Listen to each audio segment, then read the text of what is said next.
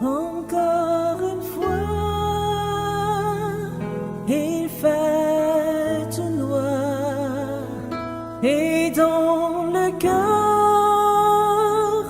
plus de soleil. Je ne peux plus le supporter. Oh, combien mais on me manque. J'ai prié Dieu dans ma tristesse et je lui ai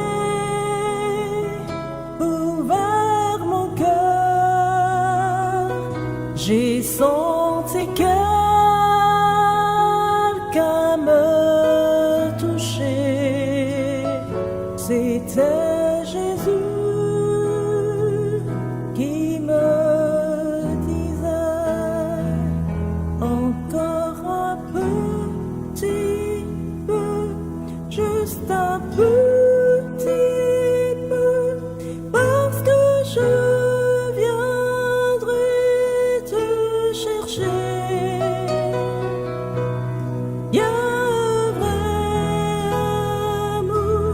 Une rivière de paix, y a un ciel qui sera ma maison. Une fois de plus, elle apparaît, ma foi rayonne, tel le soleil, et quand je pense abandonner, Jésus m'appelle et redit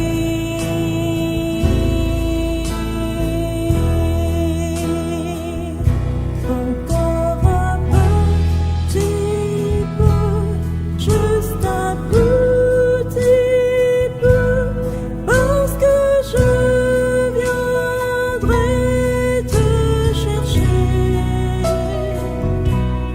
Y a un vrai amour, une rivière de paix, y a un ciel qui sera ma maison. Encore un petit peu, juste un petit peu, parce que je viendrai te chercher. Y a un vrai amour, une rivière de paix.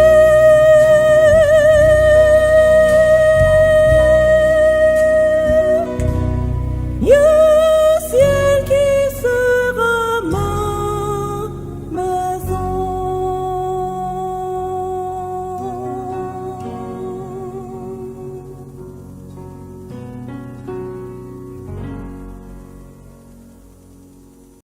Bienvenue à notre troisième rencontre. Aujourd'hui, nous allons voir la vraie guerre des étoiles. Il y a longtemps, dans une galaxie très lointaine, cela vous semble familier, je pense bien. Ainsi commence Star Wars, l'une des séries de films les plus réussis de l'histoire. Son créateur était George Lucas, qui, dans les années 70, a produit le premier d'une série de 9 films qui ont attiré l'attention de millions de personnes. L'intrigue de Star Wars peut se définir ainsi. Dans une galaxie lointaine, une longue et sanglante confrontation a lieu entre les Jedi qui prônent l'ordre et la justice dans la République galactique, Luke Skywalker étant le plus célèbre de tous. Les Sith, une secte d'êtres qui utilisent le côté obscur de la force pour tenter de s'emparer de la domination galactique, dirigé par Dark Vador, un jeune chevalier brillant qui a changé de carrière en tant que gardien de la justice et de la vérité pour établir son cruel empire galactique de son quartier général sur l'étoile de la mort. Dark Vador prévoit de détruire tout ce qui est bon dans l'univers, mais les forces bénignes parviennent à détruire leur plan, puis la paix revient une fois de plus dans l'univers, alors que le bien triomphe du mal. Des millions de personnes étaient fascinées par cette histoire. Bien que le scénario du film soit spectaculaire, nous savons tous qu'une telle guerre des étoiles n'existe que dans l'imagination vive de George Lucas. Maintenant, et si je vous disais qu'il existe une vraie guerre des étoiles, me croiriez-vous? Des milliers d'années avant George Lucas ne crée Star Wars, Jean, le disciple bien-aimé et écrivain de l'Apocalypse, avait déjà écrit une véritable guerre des étoiles. Dans cette guerre, le sort de chaque personne est en jeu. Cette vraie guerre des étoiles est connue sous le nom de le conflit cosmique ou la grande controverse. L'Apocalypse nous présente en couleur et avec des effets spéciaux ce conflit cosmique. Il y eut alors une bataille dans le ciel. Michel et ses anges combattirent contre le dragon. Le dragon et ses anges combattirent aussi, mais ils ne furent pas les plus forts et il n'y eut plus de place pour eux dans le ciel. Il fut jeté dehors, le grand dragon, le serpent ancien, appelé le diable et Satan, celui qui égare toute la terre. Il fut jeté sur la terre et ses anges furent jetés avec lui. Apocalypse 12, versets 7 à 9. Étudions donc ce vrai drame de guerre des étoiles. Pour ce faire, nous allons diviser notre étude en 3 parties. Premièrement, nous présenterons ses principaux acteurs. Deuxièmement, nous allons faire le tour de ces différents épisodes. Troisièmement, nous examinerons son résultat. Les acteurs principaux de cette guerre des étoiles sont Michael et le dragon. Et qui sont-ils? Quel rôle jouent-ils? Commençons par identifier Michael. Ce personnage apparaît environ 5 fois dans la Bible. Dans Daniel, le chapitre 10, les versets 12 et 13 et le verset 21, on peut le voir combattre au nom du prophète. Dans Jude 1, verset 9, nous le voyons se battre avec Satan pour le corps de Moïse. De même, Daniel 12, verset 1 dit qu'au temps de la fin, Michael se lèvera pour délivrer les élus de Dieu. Il y a 2 clés qui nous permettent d'identifier Michael. La première, son nom, nous vient de l'hébreu Michael, dont le sens est « qui est comme Dieu ». La deuxième clé, selon Jude 1, verset 9, Michael est l'archange et selon Daniel, le chef des princes. Daniel 10, verset 13 et 21. Avec ces 2 clés, nous pouvons arriver à la conclusion que Michael est Jésus-Christ. Jésus est égal à Dieu. Jean 11, verset 3. Et est appelé un archange. Et nous pouvons voir cela dans 1 Thessaloniciens 4, verset 16. Apocalypse 12, verset 9 dit que le dragon est l'ancien serpent qui est appelé le diable et Satan. Remarquez alors que le dragon est Satan, l'ennemi juré de Dieu. De notre côté, chaque fois que je présente ce sujet, une question se pose. Qui a créé Satan? Quelle est son origine? Ésaïe 14, les versets 12 à 14 et Ézéchiel 28, les versets 11 à 19 révèlent que Dieu a créé un être parfait nommé Lucifer, un nom signifiant le porteur de lumière. Il était la perfection. Tu étais plein de sagesse, tu étais d'une beauté parfaite, Ézéchiel 28, verset 12. Mais un jour, il cessa de contempler Dieu pour se contempler. En conséquence, il était rempli d'iniquité et de péché, Ézéchiel 28, verset 16. Cet être qui était autrefois le porteur de lumière, de son plein gré est devenu Satan, l'adversaire de Dieu et l'auteur du mal. Cet être qui était autrefois le porteur de lumière est devenu vraiment l'adversaire de Dieu. Nous concluons que Jésus, le prince de la vie, et Satan, l'auteur du péché, sont les personnages principaux de la vraie, oui, de la vraie guerre des étoiles. Le premier épisode a eu lieu dans le ciel, même, et nous l'appelons la rébellion. Apocalypse 12, verset 7 dit qu'il y avait une grande guerre dans le ciel. Maintenant, il est important que nous comprenions que ce n'était pas une guerre physique. Le mot guerre utilisé par Jean vient du terme grec polémos, d'où vient le mot bien connu polémique. Cette guerre a commencé comme une guerre d'idées et d'arguments. Satan, qui est le père du mensonge, a cherché par tous les moyens à ternir le caractère de Dieu. Son but était de se lever et d'usurper la place de Dieu. Ésaïe 14, versets 12 à 14. Satan a dit que Dieu était un tyran et tout ce qu'il voulait était de garder ses créatures dans la suggestion. La célèbre écrivaine chrétienne Ellen White, commentant ce premier épisode, a écrit dans le livre Jésus-Christ, la page 11. Lucifer, le chérubin protecteur, voulut être le premier dans le ciel.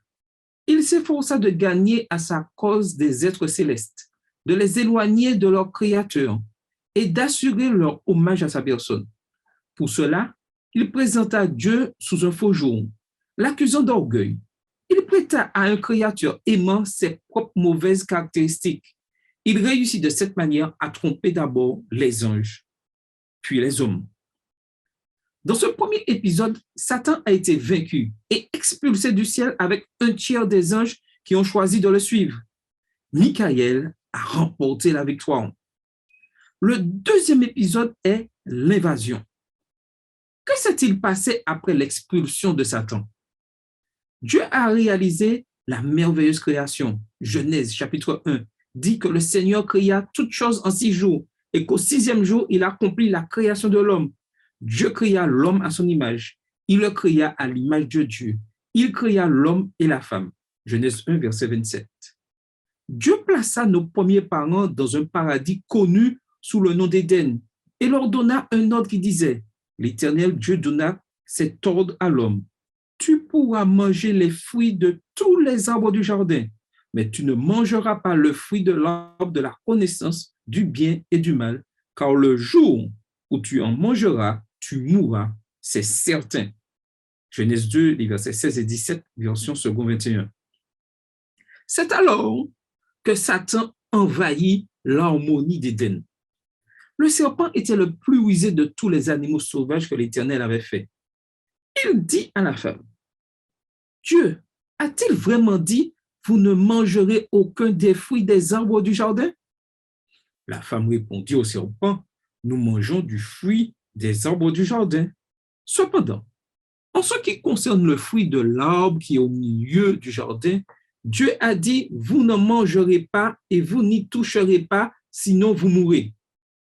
Le serpent dit alors à la femme: vous ne mourrez absolument pas, mais Dieu sait que le jour où vous en mangerez, vos yeux s'ouvriront et vous serez comme Dieu. Vous connaîtrez le bien et le mal. Malheureusement, nos premiers parents ont désobéi au Seigneur et sont devenus les esclaves de Satan. Vous vous demandez peut-être pourquoi Dieu a-t-il permis cette épreuve? Pourquoi n'a-t-il pas tenu Satan à l'écart d'Adam et Ève?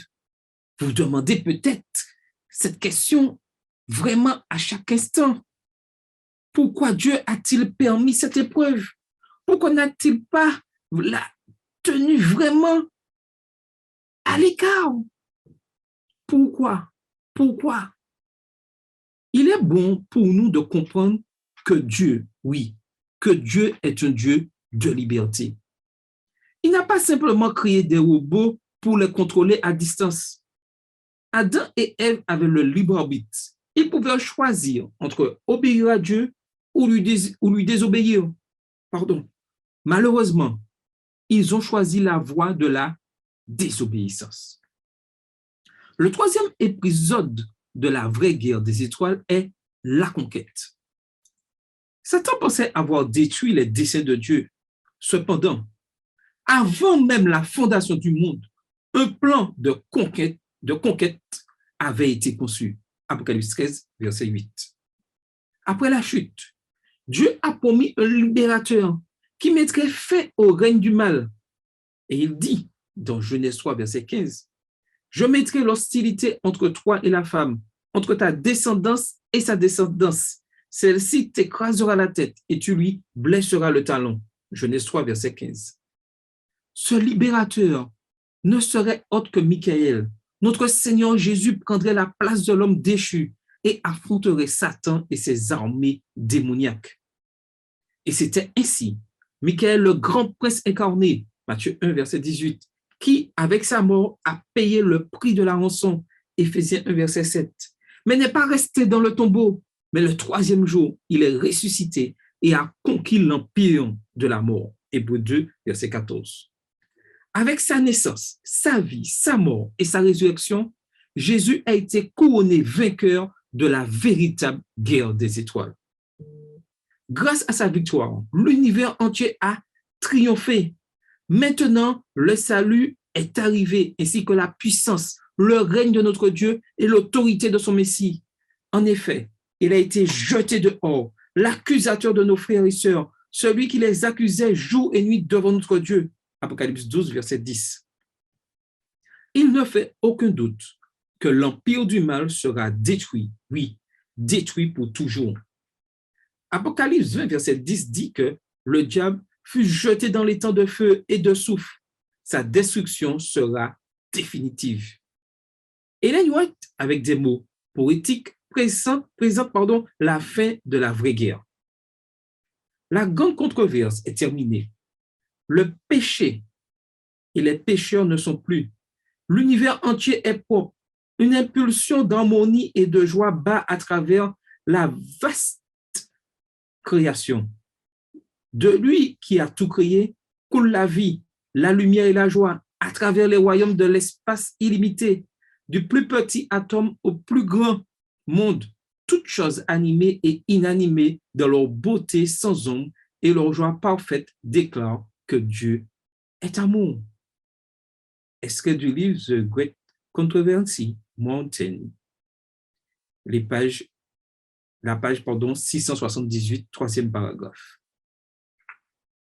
Quelle est la vérité centrale de la vraie guerre des étoiles? Jésus est le grand vainqueur. Sa conquête surpasse même les exploits imaginaires du Jedi ou du Skywalker. Sa victoire sur la croix était réelle et écrasante, et tous ceux qui croient en lui apprécient sa victoire dans le présent et feront l'expérience de sa glorieuse réalité pour toute l'éternité. Jennifer est sortie avec des amis pour une promenade dans la ville. Cet après-midi-là, ce n'était que du bonheur. Ses amis ont ri, tandis que l'un d'eux conduisait paisiblement dans une rue dégagée. Soudain, en quelques secondes, tout a changé. Un conducteur est sorti de sa voie et a heurté le véhicule où se trouvait Jennifer. L'impact a été tel que tout le monde est mort, sauf elle. Elle a été immédiatement emmenée aux urgences. Les médecins lui ont donné peu de temps à vivre. Alors ses parents ont appelé le pasteur et ensemble, ils ont imploré un miracle. Seul un miracle pouvait la sauver de la mort. Et c'est ce qui s'est passé. Jennifer a pu sortir des soins intensifs. Son rétablissement physique et émotionnel a pris du temps. Mais des années plus tard, témoignant, elle put dire, Jésus m'a donné la victoire. Chère jeune fille, cher jeune homme, cher jeune, Jésus-Christ peut vous donner la victoire. Dans cette vraie guerre des étoiles, vous aussi, vous pouvez dire, nous sommes plus que vainqueurs grâce à celui qui nous a aimés. Romains 8, verset 37. Prenons le temps de prier maintenant et demandez au Seigneur de nous donner cette force et ce courage. Prions. Oui, Seigneur, nous sommes plus que vainqueurs grâce à ton amour, grâce à cet amour que tu as donné à chacun de nous, à chaque jeune, à chaque jeune homme, à chaque jeune fille. Nous voulons être pleinement consacrés à ton service et dire haut et fort, oui, Jésus m'a donné la victoire. Amen. Je vous laisse avec ces questions de réflexion et d'étude. Qui sont les acteurs principaux de la vraie guerre des étoiles? Qui est Michael et que fait-il pour les élus de Dieu? Sur quoi tournait la guerre dans le ciel? Quelle promesse Dieu a-t-il faite à nos premiers parents? Quel sera le résultat de la vraie guerre des étoiles? Que le Seigneur te bénisse. Amen.